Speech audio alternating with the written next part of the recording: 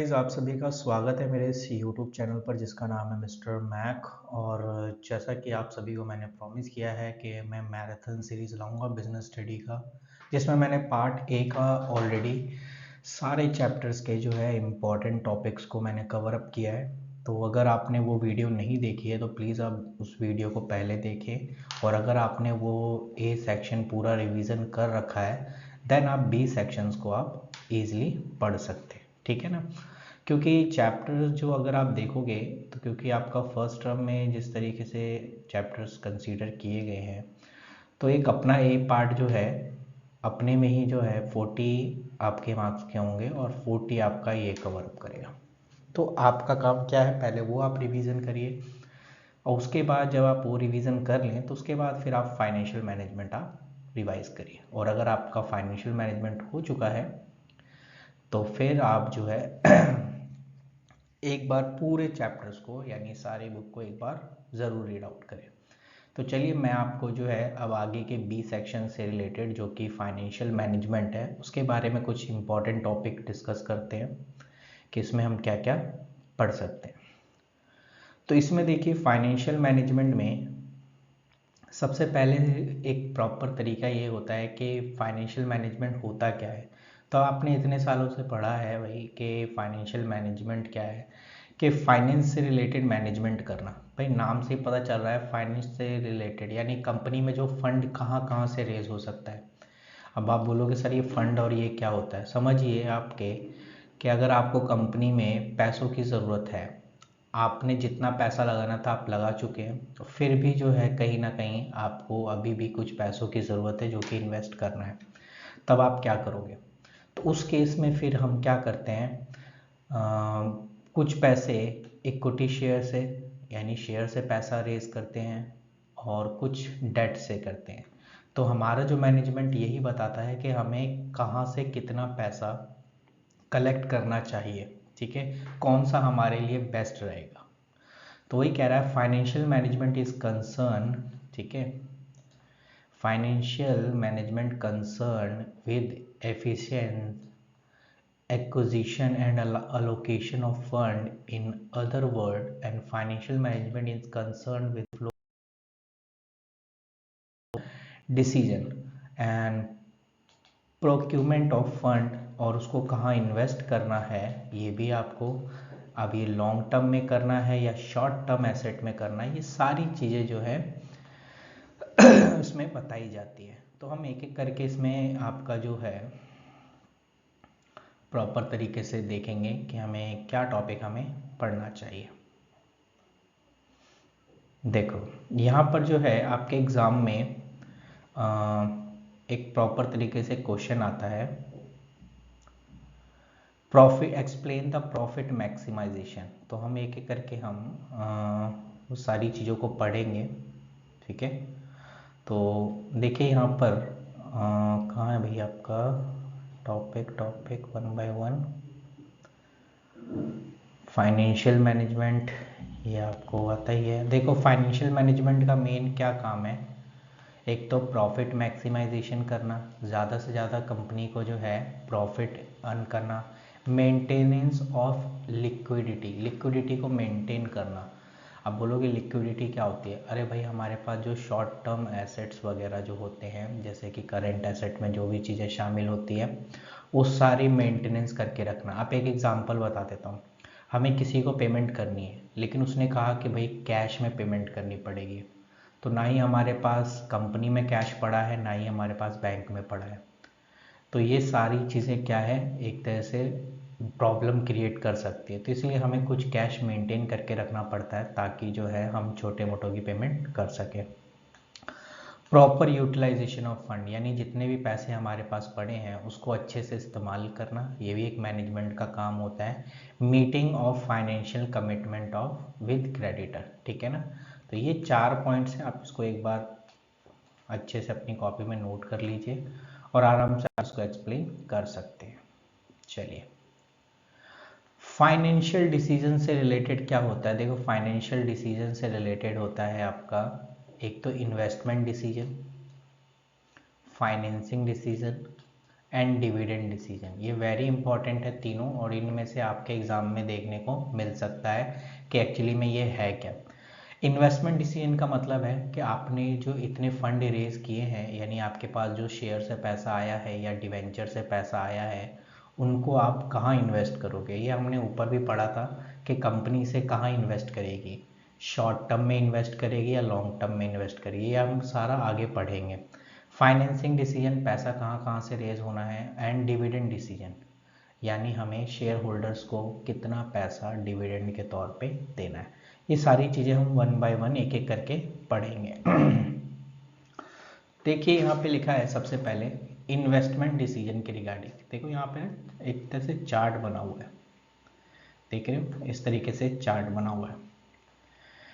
तो जो हमारा फाइनेंशियल ऑफिसर है वही क्या करेगा, सबसे पहले ये है आपका कि चीफ फाइनेंस ऑफिसर जो है वो क्या करता है, सबसे पहले फाइनेंसिंग डिसीजन लेता है कि पैसा कहाँ से आना है, फाइनेंशियल इंस्टीट्यूशन से आना है या कॉमर्शियल बैंक से। यानी कि जो आप लोन लोगे वो बैंक से लोन लेना चाहोगे या आप फाइनेंशियल इंस्टीट्यूशन से लेना चाहोगे। तो यहाँ पर दिक्कत फिर ये आ जाती है कि बैंक का इंटरेस्ट रेट कितना है, यानी अगर मैं बैंक से लोन लूँगा तो उसका इंटरेस्ट रेट क्या देना पड़ेगा, और अगर मैं फाइनेंशियल इंस्टीट्यूशन से डेट या इक्विटी लेता हूँ तो मुझे क्या पे करना पड़ेगा, ठीक है ना। फिर उसके बाद दूसरा आपका डिविडेंड डिसीजन है कि कितना पैसा आपको रिटेन अर्न का मतलब है कि कंपनी अपने पास रखेगी रिटेन अर्न करके, ताकि फ्यूचर में कोई एक्सपेंस होता है तो उसकी भरपाई कर सके। जैसे सपोज करो हम अपना सेविंग रखते हैं ना, तो वही एक रिटेन अर्निंग एक तरीके का कंपनी का सेविंग है कि कितना पैसा वो अपने पास रखेगी और फिर कितना पैसा वो डिविडेंड के तौर पे रखेंगे। तो देख रहे हो इस पूरे बॉक्स में इतना छोटा सा पिंक करके ये इन्होंने कलर कर रखा है और एक ब्लू करके, तो ये प्रॉफिट का कितना हिस्सा कंपनी अपने पास सेविंग के तौर पे रखेगी उसे रिटेन अर्निंग कहते हैं, और कितना पैसा वो डिविडेंड के तौर पे देगी उसको हम डिविडेंड डिसीजन कहते हैं। अब वन बाय वन एक एक करके पढ़ते हैं। सबसे पहला आपका आ जाता है इन्वेस्टमेंट डिसीजन, ठीक है, कि आप अपने पैसे को कहाँ इन्वेस्ट करोगे। तो हमें ये भी देखना पड़ता है कि आपका प्रॉपर किस तरीके से आप अपने बिजनेस में पैसा लगाना चाहते हो। तो यहाँ लिखा है आपका कैपिटल बजटिंग तो नहीं, आपको फाइनेंस डिसीजन, ठीक है। तो ये देखना प्रॉपर तरीके से कि इन्वेस्टमेंट डिसीजन में हम केयरफुली ये सिलेक्ट करते हैं कि हमें which fund will be invested by the firm, and firm has many option to invest their fund but has select the more appropriate investment for which bring maximization benefit। यानी हमारे पास जो है बहुत ऐसे नॉर्मली हमारे पास चॉइस है जिसमें हम अपने पैसे को लगा सकते हैं, लेकिन फाइनेंस मैनेजर को सिर्फ उस में पैसा लगाना चाहिए जहाँ पे उसे ज़्यादा से ज़्यादा बेनिफिट हो सके। और इसके लिए हम जो है मोस्ट अप्रोप्रिएट जो है एक चीज़ें सेलेक्ट करते हैं इनमें से। और द कह रहा है the firm invest in fund acquire fix asset as well as current asset, ठीक है ना। तो इसमें कह रहा है कि कंपनी के पास ऑप्शन है कि वो फिक्स एसेट को खरीद ले, जैसे मशीन वगैरह या बिल्डिंग वगैरह, या वो करेंट एसेट में यानी रॉ मटेरियल वगैरह। तो when decision are regarding fix asset, अगर वो फिक्स एसेट के रिगार्डिंग डिसीजन लेता है तो उसी को बोलते हैं कैपिटल बजटिंग डिसीजन। तो एक चीज़ तो हमें समझ में ये आ गई है कि कैपिटल बजटिंग डिसीजन वो डिसीजन होता है जिसमें कंपनी फिक्स एसेट को चुनती है, ठीक है। आई होप आपको समझ में आ गया होगा। अब इसके क्या बेनिफिट हैं ये देखो। तो कैपिटल बजटिंग का सबसे पहला ये है कि अगर आप अपने बिजनेस को लॉन्ग ग्रोथ करना चाहते हो तो ऑब्वियसली ये चीज़ ऑप्शन बिल्कुल ठीक है कि आप मशीन वगैरह लगाइए ताकि आप ज़्यादा से ज़्यादा प्रोडक्शन कर सको। Large amount of fund involve, इसमें ज़्यादा पैसे की ज़रूरत पड़ती है। रिस्क इन्वॉल्व, रिस्क भी ज़्यादा होता है, ठीक है ना। तो बस आप इतना ही पढ़ लो बहुत है। उसके बाद आपका फाइनेंसिंग डिसीजन आता है, जैसा कि मैंने अभी आपको बताया था फाइनेंसिंग डिसीजन। तो फाइनेंसिंग डिसीजन का मतलब है कि पैसा कहाँ से जनरेट करे। ऑनर अपने जेब से पैसा लगाता है तो ऑनर फंड कहलाता है। अगर वो उधार लेके बोरोड फंड है तो वो बोरो करके, ठीक है ना। और उसके बाद अगर वो कितना पैसा रिटेन अर्न करके वो तो अपना देख लेगा। तो ये सारे कुछ फंड हैं जो कि वो रेज करना पड़ता है। अब इसमें ये कह रहा है कि कौन से फैक्टर अफेक्टिंग है, ये एग्जाम में पूछा गया था कि वो कौन से फैक्टर हैं जो फाइनेंसिंग डिसीजन को अफेक्ट करते हैं। तो सबसे पहला है भाई कॉस्ट ऑफ कैपिटल। कह रहा है the cost of raising finance from various sources different and the finance manager always prefer source of minimum cost. मैं अभी आपसे एक बात कह रहा था कि सपोज करिए बैंक से जो अगर मैं लोन उठाता हूँ तो उसका इंटरेस्ट रेट 9% है। अब वही मैं अगर फाइनेंशियल इंस्टीट्यूशन से फंड रेज करता हूँ तो उसका इंटरेस्ट रेट 8% है। तो आप ही बताइए कि मुझे 9% पे लोन लेना चाहिए या 8% पे। तो ओबियसली जिसका कम खर्चा आएगा, जिसमें मुझे कम पे करना पड़ेगा, तो मैं वही सिलेक्ट करूँगा। तो इसीलिए वो जो है मिनिमम कॉस्ट के रिगार्डिंग। रिस्क भी देखा जाता है कि भाई देखो रिस्क में क्या है, अगर आप बोरो फंड लेते हैं यानी अगर आप उधार लेते हो तो उसमें रिस्क ज़्यादा रहता है, क्योंकि आपको इसमें जो है, देखो मैं चलो सिंपल सा एक लॉजिक बताता हूँ। अगर आप शेयर से फंड लेते हो और कंपनी को प्रॉफिट नहीं हुआ है तो भाई शेयर के पैसे डूब जाएंगे, तो आपसे कोई भी बंदा क्लेम नहीं करेगा। लेकिन अगर आप डिवेंचर या लोन लेते हो और फिर आपको लॉस होता है तो आपको उसका इंटरेस्ट पे करना पड़ेगा, चाहे कुछ भी हो जाए। तो रिस्क भी देखा जाता है, बोरो फंड में रिस्क ज़्यादा होता है और जो नॉर्मली आपका शेयर से रिलेटेड होता है उसमें रिस्क कम होता है। Third is a cash flow position, यानी the cash flow position of the company also help in selecting the securities.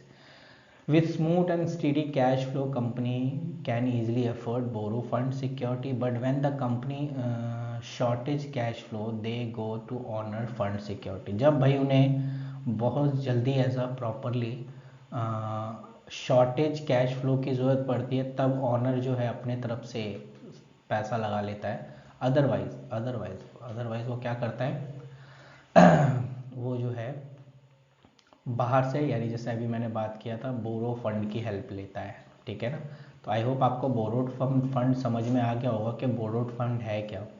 ठीक है, चलिए ये है आपका डिवीज़न यानी डिविडेंड डिसीजन। तीसरा है आपका, तीन हमने पढ़े थे ना, एक तो कहाँ पैसा लगाना है इन्वेस्टमेंट डिसीजन, दूसरा आपका जो है नॉर्मली फाइनेंस डिसीजन हो गया, तीसरा हो गया डिविडेंड डिसीजन। इसका मतलब है हमें कितना पैसा शेयर होल्डर को देना है और कितना पैसा अपने पास सेव करके रखना है, यानी कंपनी कितना पैसा रखेगी और कितना डिविडेंड होल्डर को देगी। तो इसमें कौन से फैक्टर हैं जो डिविडेंड डिसीजन को अफेक्ट करते हैं, तो इसमें ये 1 बाय 1 है। पहला है अर्निंग। देखो भाई अगर आपकी अर्निंग जो है कम हो गई तो अर्निंग कम होने से जो है डिविडेंड जो है आपको कम पे करना पड़ेगा, फिर आप सेविंग नहीं कर सकते क्योंकि आपके पास अर्निंग ही कम हुई है। अब उसमें से भी अगर आपने रिटेन अर्न करके आधा रख लिया तो फिर शेयर होल्डर को कुछ पैसा मिलेगा ही नहीं, जिस वजह से जो है आपके शेयर होल्डर आपसे शेयर्स के पैसे मतलब वो निकाल लेंगे। ठीक है ना, वो आपसे दूसरे फिर शेयर्स को खरीद लेंगे। ये सिंपल सा एक अंडरस्टैंडिंग में आप रखिए। तो वही कह रहा है कि अगर आपकी अर्निंग ज़्यादा होगी तो आप डिविडेंड भी ज़्यादा पे कर पाओगे अपने शेयर होल्डर को, जिससे शेयर होल्डर आपके खुश रहेंगे, इधर उधर नहीं जाएंगे। और अगर आप कम पे करोगे तो भाई डिविडेंड होल्डर को जितने भी होते हैं शेयर्स, उनको तो चाहिए कि भाई मुझे मैक्सिमम से मैक्सिमम प्रॉफिट मिले, तो क्यों आपके कंपनी के शेयर्स खरीदें, तो फिर वो दूसरी जगह चले जाएंगे। उसके बाद है स्टेबिलिटी ऑफ अर्निंग। अर्निंग में स्टेबिलिटी होनी चाहिए। ठीक है ना, क्योंकि अगर अनस्टेबिलिटी रहती है तो कहीं ना कहीं आप जो है प्रॉफिट में ऊपर नीचे हो सकता है, जिससे परेशानी आ सकती है। And third is a cash flow position. ये कैश फ्लो पोजीशन देखा होगा आपने, कॉमन है, तो ये चीज़ को तो आपने याद रखना है। Paying dividend mean outflow of cash. Company declare high rate of dividend only when they surplus cash. जब उनके पास पैसा ज़्यादा होता है, सरप्लस एक्स्ट्रा होता है, तभी वो डिविडेंड जो है ज़्यादा पे करते हैं। और अगर उनके पास कैश कम होता है तो company declare know very low dividend. ठीक है ना, तो इस चीज़ को आपने ध्यान में रखना। तो ये डिपेंड करता है कि कैश फ्लो कैसा है। कैश फ्लो हाई रहेगा तो आपको ज़्यादा पे किया जाएगा, कैश फ्लो लो रहेगा तो आपको कम पे किया जाएगा।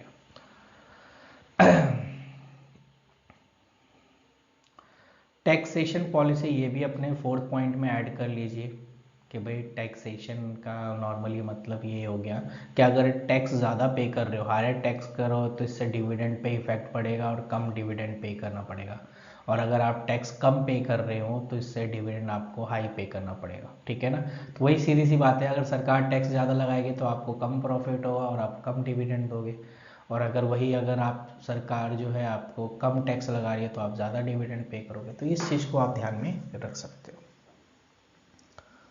कुछ लीगल रिस्ट्रिक्शन होते हैं, ठीक है ना, इन सब को भी आप देख सकते हो।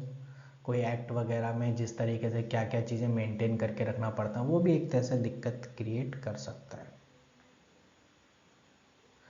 तो ये कुछ पॉइंट्स हैं जिनमें आप लिख सकते हो इजीली।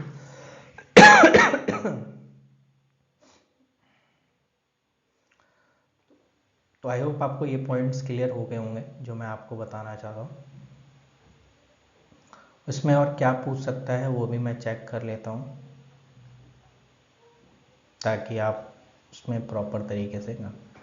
और तो मुझे इसमें कुछ, हाँ, कैपिटल स्ट्रक्चर के बारे में पूछ सकता है, तो मैं कैपिटल स्ट्रक्चर के थोड़ा सा मीनिंग बता देता हूँ आपको। कैपिटल स्ट्रक्चर का नॉर्मली मतलब ये है कि आप अपने कंपनी में कितना पैसा डेट से कलेक्ट करना चाहते हो और कितना पैसा आप इक्विटी से करना चाहते हो। आपने अगर अकाउंटेंसी में रेशियो पढ़ा होगा, डेट इक्विटी रेशियो, तो वो यही एक स्ट्रक्चर तैयार करता है कि हमें कितना पैसा डेट से कलेक्ट करना चाहिए और कितना पैसा इक्विटी। यानी मतलब मान के चलो कि कैपिटल स्ट्रक्चर एक तरीके का मिक्स वेज है। अब ये मत लिख देना मिक्स वेज, मैं आपको अंडरस्टैंडिंग के लिए बता रहा हूँ कि आपने फंड जो अपना रेज किया है वो थोड़ा थोड़ा हर जगह से किया है। थोड़ा सा आपने बैंक से लोन ले लिया, थोड़ा आपने डिवेंचर से ले लिया, थोड़ा आपने शेयर से ले लिया, थोड़ा ऑनर फंड हो गया, इन सबको मिलाकर एक स्ट्रक्चर तैयार किया गया। ठीक है ना, और उसी स्ट्रक्चर को हम कैपिटल स्ट्रक्चर कहते हैं। तो नॉर्मली यहाँ पर सिंपल सा मतलब है कि कैपिटल स्ट्रक्चर मीन प्रपोर्शन, यानी एक अनुपात है किसका, डेट और इक्विटी का, जो कि बिजनेस में फाइनेंशियल ऑपरेशन में यूज किए जाते हैं, जिसका फॉर्मूला है डेट अपॉन में इक्विटी। क्या पता ये फॉर्मूला भी आपसे पूछ लें, तो प्लीज आप इसको, तो इस चीज को थोड़ा सा अपने ध्यान में रखना है। ठीक है ना, तो इसके बारे में थोड़ा सा आप पढ़ लेना। ये आपका लिखा है डेट के, ये वाला पॉइंट आप पढ़ लेना। मैं चाहता हूँ आप जो है ये वाला यहाँ से लेके आप यहाँ तक पढ़ सकते हो। आप स्क्रीनशॉट इसका ले लीजिए ताकि आपको क्लियर हो जाए। केस में ये बता रखा है कि डेट ये अगर क्या होगा कि ये इतना ज़्यादा हो जाए तो इक्विटी का रेट ज़्यादा हो जाए, डेट कम हो तो क्या होगा, या डेट से ज़्यादा पैसे आ गए इक्विटी से कम आ गए तो क्या होगा। तो ये सारी चीज़ें लिखी हुई हैं, एक बार इसको आप रीड कर लेना। तो ये इस तरीके से जो है आपको एक क्वेश्चन भी आपसे पूछ सकता है, वो इस तरीके की सिचुएशन पैदा कर देगा। ठीक है, ये सिचुएशन 1 है, सिचुएशन 2 है, सिचुएशन 3 है। मैं आपको एक क्वेश्चन तो करा सकता हूँ, लेकिन अगर आपके पास टाइम होगा तभी मैं उस चीज़ को देख सकता हूँ। जैसे कि देखिए कंपनी में प्रॉफिट हो रहा है, यानी 3 सिचुएशन है, सिचुएशन 1, सिचुएशन 2 एंड सिचुएशन 3। आपके एग्जाम में आ सकता है, आप देख सकते हो। EBIT earning before interest tax 7 lakh है। सिचुएशन, तीनों सिचुएशन में सेम है। अब क्या चीज़ अलग है वो देखना पड़ेगा इसमें। तो यहाँ पे क्वेश्चन हम यहाँ देख सकते हैं कि क्वेश्चन आपका बना हुआ होगा तो अच्छी बात है। हाँ, देखिए ये 3 सिचुएशन आपके सामने रखी गई हैं कि हमें टोटल 50 लाख का फंड चाहिए। अब पहले सिचुएशन में है कि पूरा फंड हमने 50 लाख का शेयर से ले लिया, डेट कुछ भी नहीं है, यानी कुछ भी पैसा डेट से नहीं है, और इसमें टैक्स रेट है 30% पर एनम, और प्रॉफिट तीनों में सेम है, 7 लाख इसमें भी है, 7 लाख इसमें ही है, बस यहाँ पे फंड को है डिवाइड कर रखा है।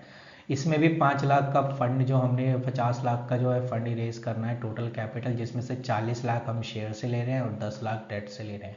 इसमें इंटरेस्ट रेट आपका, क्योंकि डेट है तो इंटरेस्ट रेट 10% आपको चार्ज करना पड़ेगा, और 30% आपका टैक्स है। तीसरा हमने पूरा का पूरा, चलो पूरा तो नहीं लिया इसने, ये रहा आपका 50 लाख का हमें फंड रेज करना है, सिचुएशन नंबर 3, जिसमें 30 लाख का हमने शेयर से पैसा रेज किया है और 20 लाख का डेट से किया है। तो टैक्स रेट आपका 30% है और आपका इंटरेस्ट रेट 10% है और प्रॉफिट। अब सिचुएशन आपको याद हो गई, पूरा पहला सिचुएशन में पूरा पैसा हमने इक्विटी से लिया है, दूसरे में हमने जो है नॉर्मली 40 लाख की इक्विटी है और 10 लाख का आपका डेट है यानी डिवेंचर है, और थर्ड वाले में हमने 30 और 20 का रखा है रेशियो। तो देखो अर्निंग बिफोर पहले सिचुएशन, दूसरा और तीसरा। अब इसमें इंटरेस्ट माइनस करेंगे। सिचुएशन 1 में कोई इंटरेस्ट माइनस नहीं होगा क्योंकि हमने कोई भी डेट से पैसा नहीं लिया है। सिचुएशन 2 में हमने 10 लाख का डेट लिया था और 10 लाख के डेट पे कितना परसेंट है, 10% इंटरेस्ट है, तो इंटरेस्ट लेस कर देंगे। 7 लाख में से 1 लाख गया तो कितना आ गया, ईबीटी यानी अर्निंग बिफोर टैक्स, और ये ईबीआईटी का मतलब है earning before interest and tax. अब इंटरेस्ट माइनस कर दिया इसलिए आई हट गया, इसलिए ईबीटी आ गया। और इसमें हमने 20 लाख का डेट लिया था तो उस पर 10% यानी 2 लाख माइनस किया तो 5 लाख आ गया। अब दूसरा काम होता है इसमें टैक्स लगाना। 7 लाख पे 30% टैक्स होता है, 2/10। चलिए बढ़िया। उसके बाद 6 लाख पे 180 का 4/20, और आपका 5 लाख पे डेढ़ लाख का टैक्स लगा, वो आपका हो गया 350 माइनस होके। इसको बोलेंगे अर्निंग आफ्टर टैक्स, या इसे पैट भी बोल सकते हैं, प्रॉफिट आफ्टर टैक्स। अब ये 490 आ गया, 420 आ गया और 310 आ गया। ईपीएस यानी अर्निंग पर शेयर, इसका फॉर्मूला होता है ईएटी यानी अर्निंग आफ्टर टैक्स, या पीएटी बोल लो, कुछ भी बोल लो, ये divide by number of equity share. तो जैसा कि आपको पता है कि हमें अर्निंग कितना हुआ आफ्टर टैक्स, 4,90,000, 4,90,000 ये है। सिचुएशन 1 में था कि पूरे के पूरे 50 लाख रुपए हमने, यहाँ पर देखिए सिचुएशन में 50 लाख जो है पूरा का पूरा हमने 5 लाख शेयर से लिया था, और हमें नंबर ऑफ शेयर कितना दिया हुआ है, 5 लाख। तो हमें यही करना है, फॉर्मूला क्या है, earning after tax divide by number of equity share. पहले में 5 लाख का इक्विटी शेयर था, डिवाइड किया 0.98।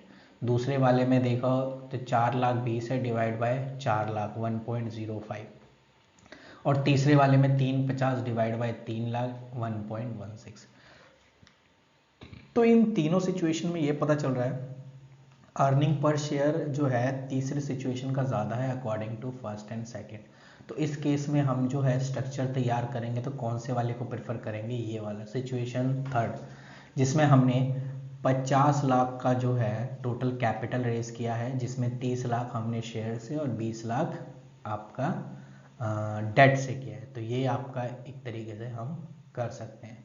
तो आई होप आपको ये समझ में आया होगा जो मैं कहना चाहता हूँ, ताकि आप इस चीज़ को समझ सकें, ठीक है।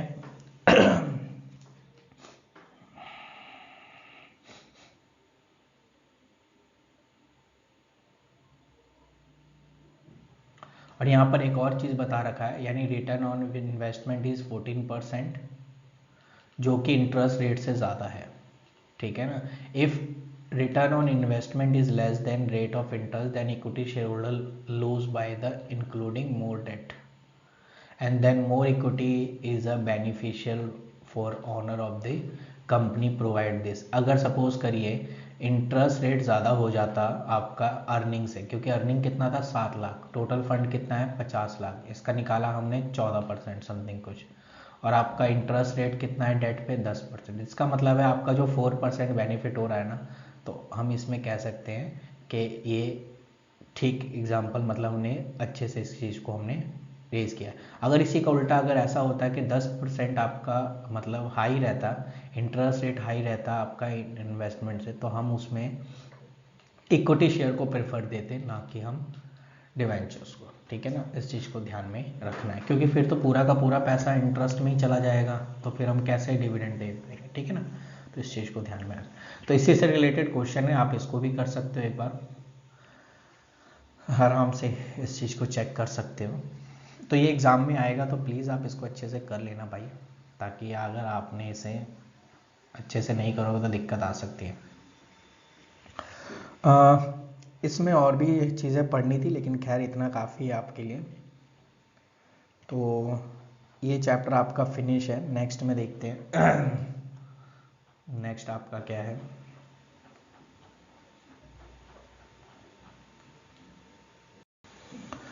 नेक्स्ट चैप्टर आपका जो है फाइनेंशियल मार्केट है, और फाइनेंशियल मार्केट में हमें क्या पढ़ना है, इस चीज़ के लिए हम थोड़ा सा चेक कर लेते हैं।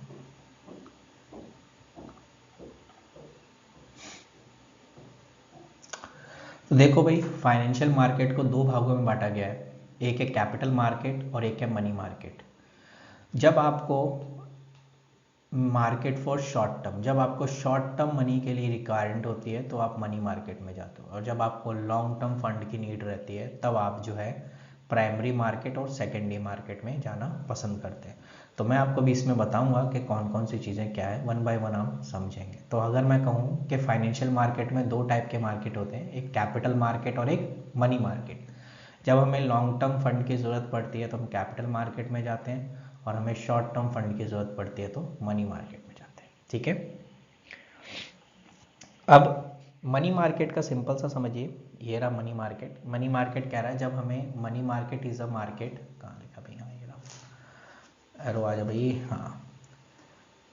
Money market is a market for the short term fund mean the use of period up two year, यानी जब आपको एक साल के मतलब शॉर्ट टर्म फंड की नीड होती है तब हम जो है मनी मार्केट में जाते हैं। और शॉर्ट टर्म फंड का मतलब यहाँ पे एक साल है, जिसकी पेमेंट आप एक साल के अंदर अंदर कर दोगे। तो इसमें आपसे फीचर पूछ सकता है। फीचर्स में आप ये लिख सकते हो कि मार्केट फॉर शॉर्ट टर्म, यानी जो है शॉर्ट टर्म नीड के लिए हम इसको प्रेफर करते हैं। No fix geographically indication location, ठीक है ना।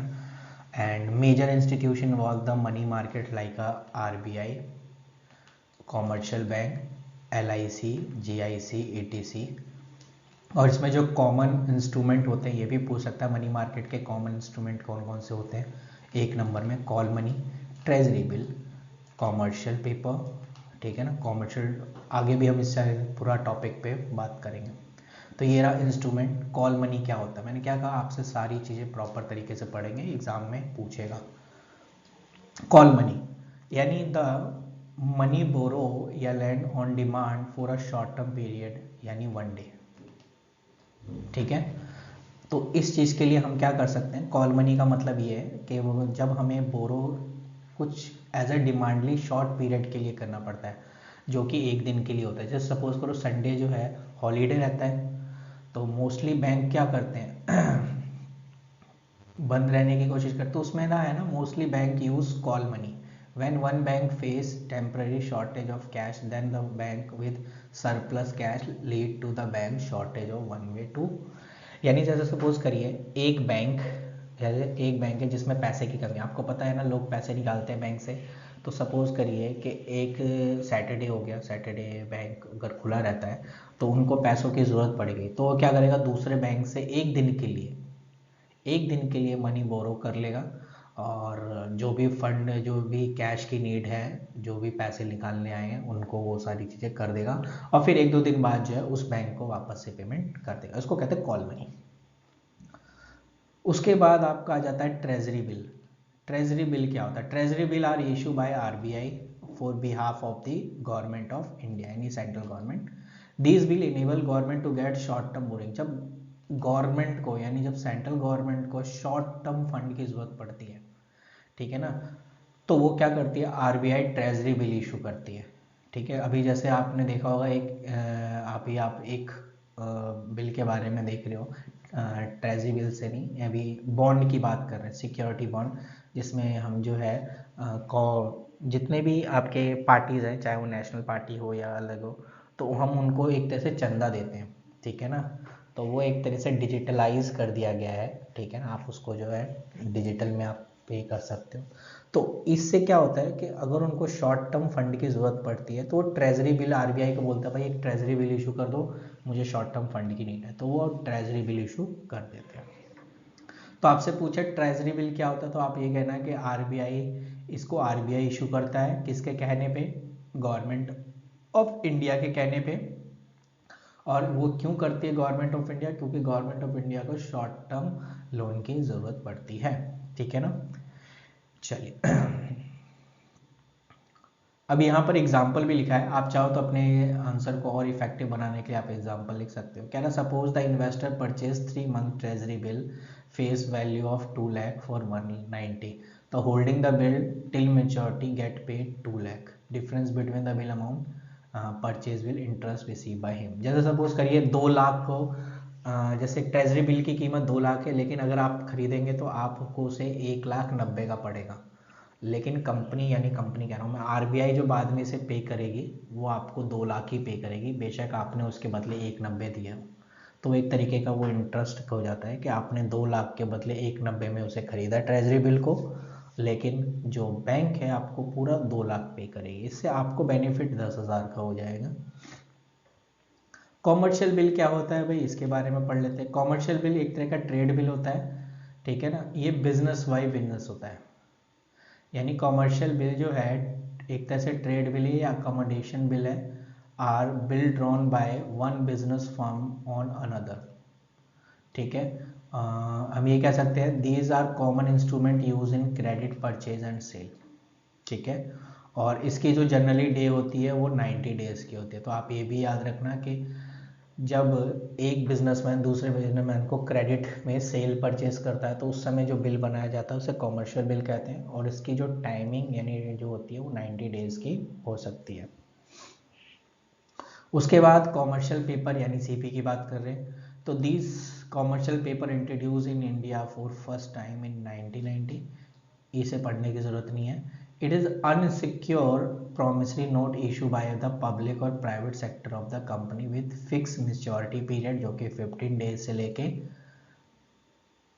15 दिन के अंदर अंदर हो सकती है। तो कॉमर्शियल पेपर मोस्टली कौन इशू करता है, ये इशू किया जाता है चाहे वो प्राइवेट कंपनी हो या पब्लिक कंपनी हो, लेकिन ये कह रहा है अनसिक्योर प्रॉमिस है, यानी इसकी पेमेंट हो भी सकती है, दिक्कत भी आ सकती है अगर पैसे डूब गए तो ये एक अनसिक्योर, एक तरह से कह दो कि प्रॉमिसरी नोट होता है, ठीक है ना। और इसमें जो टाइमिंग होती है वो 15 दिन से लेके 1 महीने के अंदर, जिसमें कोई भी प्राइवेट सेक्टर यानी प्राइवेट कंपनी, आपने देखो ना Pvt private limited company and public company जो शेयर इशू करती हैं, इनको अगर फंड की ज़रूरत पड़ती है तो ये जो है एक मेच्योरिटी यानी फिक्स मेच्योरिटी, चाहे वो 15 दिन का हो और या वो 1 साल के बीच में ही हो, वो जो है एक फिक्स टाइम पीरियड डिसाइड कर देते हैं और उस फिक्स टाइम पीरियड में आपको पे कर देते हैं। Certificate of deposit, it is the time या deposit which sold a secondary market, रहना तो छोड़ो, ये पढ़ने की जरूरत नहीं है। अब आ जाते हैं मार्केट में, कैपिटल मार्केट के बारे में थोड़ा पढ़ लेते हैं। तो कैपिटल मार्केट में आपका आ गया ये रहा primary market and secondary market. अगर आपसे बोले कैपिटल मार्केट में कितने टाइप के मार्केट होते हैं तो आप बोलोगे एक प्राइमरी मार्केट होता है और एक आपका सेकेंडरी मार्केट होता है, ठीक है।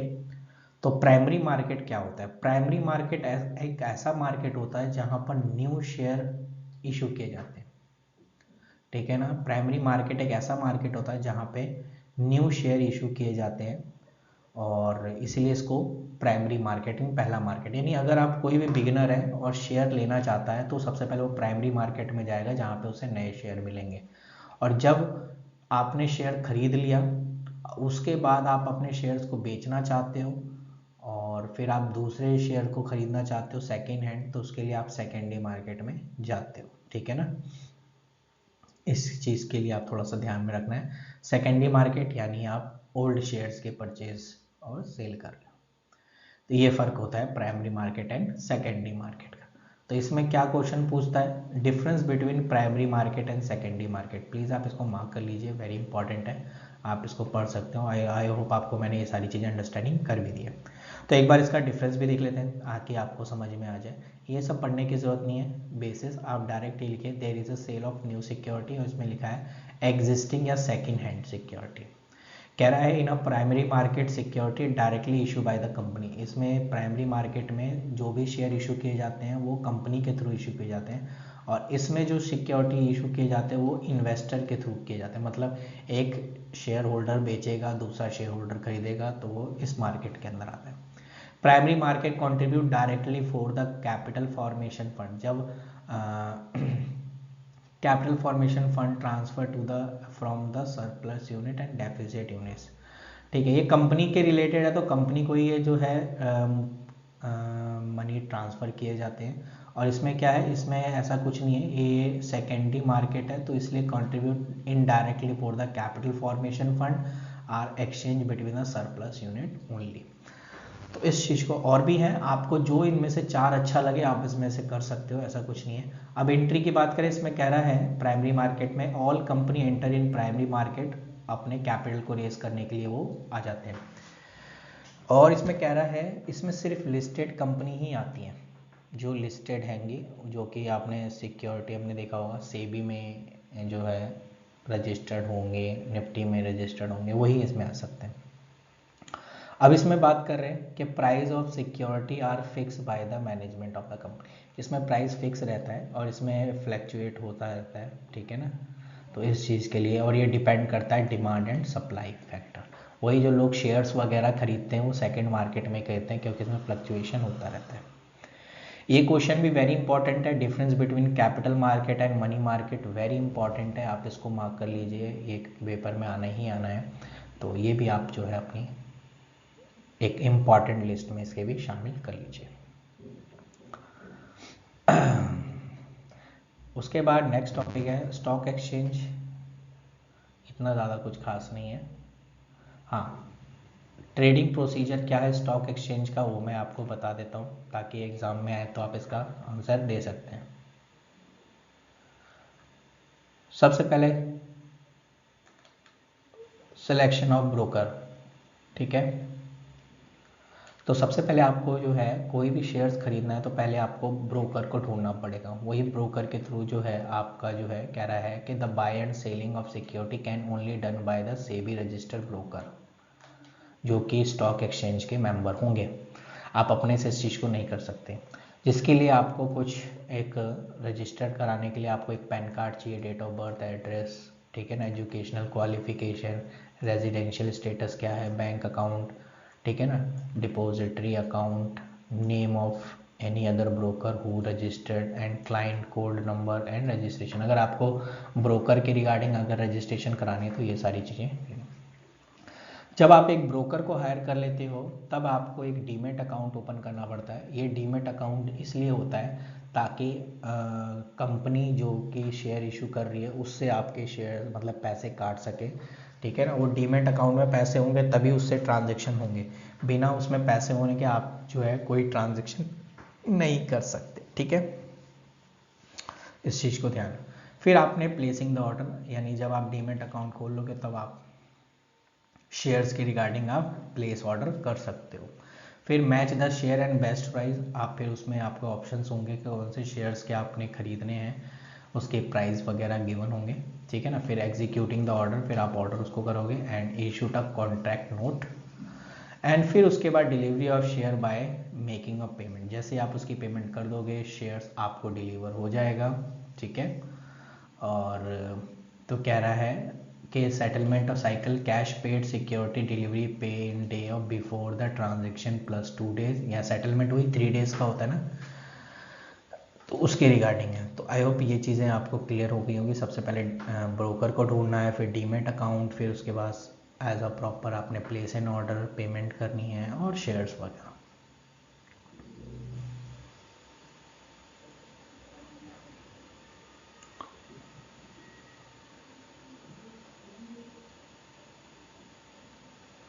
अभी कह रहा है डीमेटलाइजेशन एंड डिपोजिटरी जो है। तो अब आप देखते होंगे अब जितने भी जो है अब जितनी भी सिक्योरिटीज़ वगैरह होती है, शेयर्स वगैरह, वो ऑनलाइन कंप्यूटराइज होती है। लेकिन पहले क्या होता था, इन्वेस्टर फिजिकली फॉर्म में जो है शेयर्स जो है ये लिखा है कि जो इसमें होता था where security held by investor physically form are the cancelled and investor given the electric inter number and she hold it the electronic balance on account, तो holding the security in the electronic form. तो हम ये कह सकते हैं पहले क्या था,